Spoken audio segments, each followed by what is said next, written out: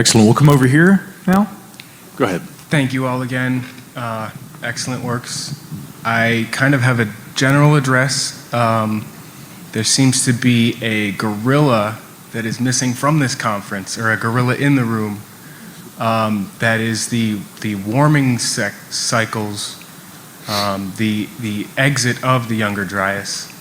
I hadn't heard anything that speaks to the massive spike in temperature and what will have brought forth the balling Ollerod and or the end of the Younger Dryas after the nuclear winters that we would see from these impact proxies. You know, I'll take that one because it comes up in these things a lot, and it reminds me of when I go on these adventure tours. I took a good friend from Raleigh who was kind of new to the stuff but fantastically interested, and we're several times in the first couple of days he goes, okay, what's the deal with this?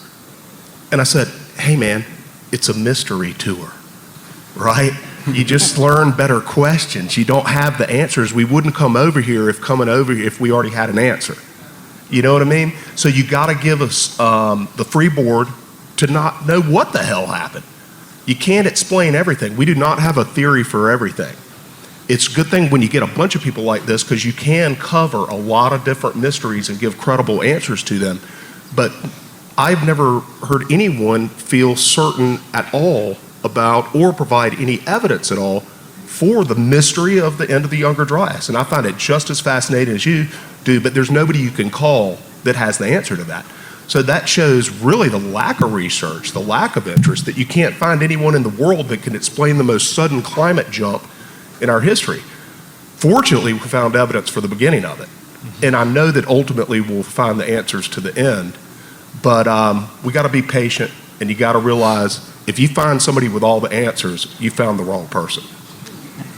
May I shine light on this topic and hopefully spark more examination of it? Exactly.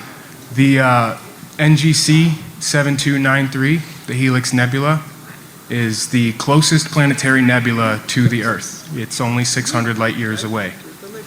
It is calculated to have gone nova transition 9,000 to 12,000 years ago. That infrared and radiant energy would have arrived 600 years after that. Its location, as referenced from Earth, is in the Aquarius constellation, which is recognized as the Fox symbol in Göbekli Tepe. There's a pillar in Göbekli Tepe that has fire shooting from the belly of that fox, which is the exact region of the nebula.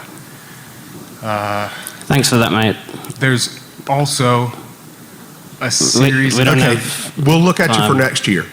Okay? Seriously, we're going to have Cat's Eye Nebula and the Helix JV Nebula. round. Thank Check you. them out. Excellent. Thank you very much.